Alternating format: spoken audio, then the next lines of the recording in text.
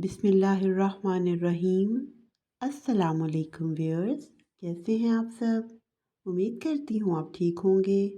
अल्हम्दुलिल्लाह मैं भी ठीक हूँ।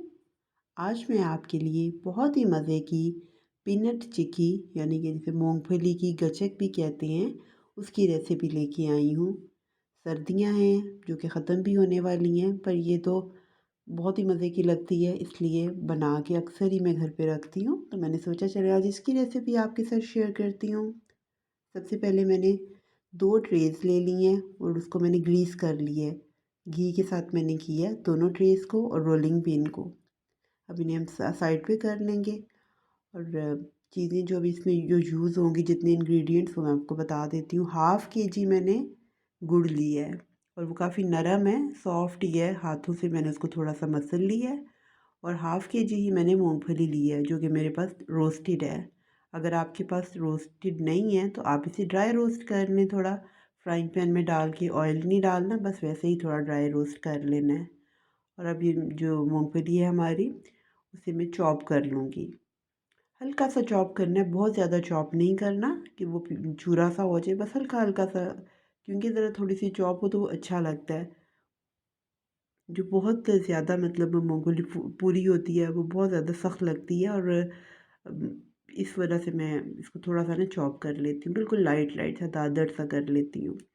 चलिए अब हम प्रोसेस करते हैं कुकिंग का, स्टार्ट कर लेते हैं। जो गुड़ है वो मैंने डाल दिया कढ़ाई में और इसमें मैंने पानी ऐड करना है।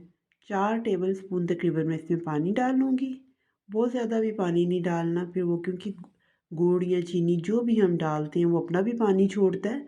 तो अब ये गुड़ और थोड़ा सा बस पानी हम इसमें डालते हैं। आप अगर चाहते हैं चीनी में बनाना तो आप चीनी में बना लें, अगर शक्कर में बनाना चाहते हैं तो आप शक्कर यूज़ कर लें, जो भी आप मतलब स्वीटनर आप यूज़ करना चाहते हैं आप कर लें। अब मैंने इसको थोड़ी देर पकाया है।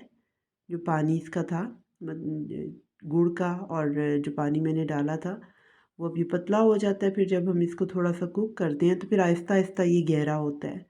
अब इस टाइम पे मैंने इसमें थोड़ी सी, जब कुकिंग हो गई है 3 से 4 मिनट तकरीबन हो गए थे, तो फिर मैंने इसमें घी ऐड कर दिया।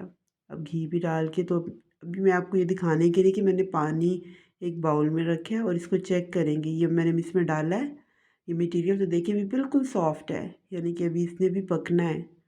इसकी जो कुकिंग है वो हमें तब पता चलती है कि जब पानी में हम इसका मटेरियल डालते हैं और वो क्रंची हो जाता है, तो वो फिर हमें उससे आइडिया हो जाता है कि अब ये हमारा सही हो गया है।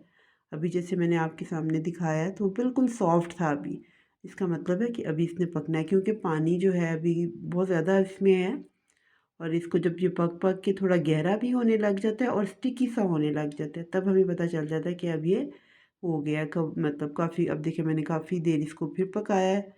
ये खुद ही आपको आइडिया हो जाता है, एक तो कलर भी चेंज इसका होने लग जाता है और एक ये वो स्टिकी हो जाता है। अब मैंने इसमें डाला है तो अभी भी देखिए थोड़ा सा स्टिकी सा है, अभी भी वो क्रंच नहीं उसका आ रहा कि मतलब जो क्रंच हो, जैसे आवाज़ आती है जब हम कोई चीज़ जैसे बनाते हैं तो क्रंच हमें खुद ही जैसे गचक का होता है।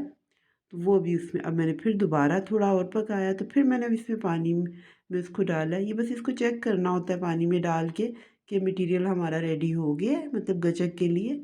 अब ये देखिए अब इसका क्रंच जो है वो साफ दिख दिख भी रहा है आपको कि मतलब बिल्कुल सही है, और वो शक्ल से भी फील हो रहा है कि देखो कितनी स्टिकी सी हो गई है हमारी ये जो मटेरियल है।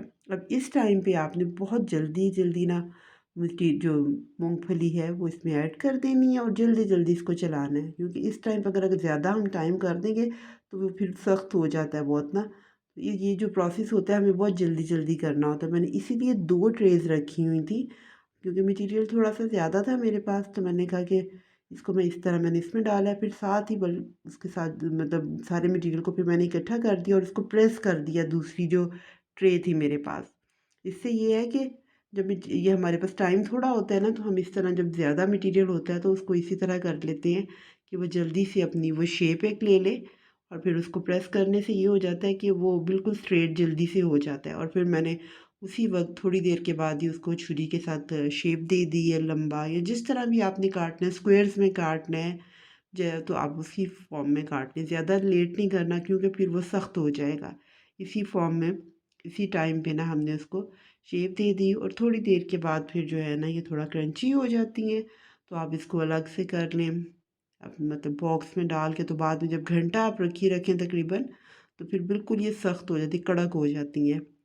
और ये अब मैंने इनको सारा प्लेट में ही डाल दिया है। इतना इजी सी, ये देखिए इसकी आवाज़ जो है वो इजी सी फील हो रही है हमें। इसका क्रंच जो है कि वो इसकी वो टेक्सचर से भी पता चल रहा है और वैसे भी इसकी आवाज़ से पता चल रहा था कि ये बिल्कुल रेडी है। बहुत मज़े की बनी थी।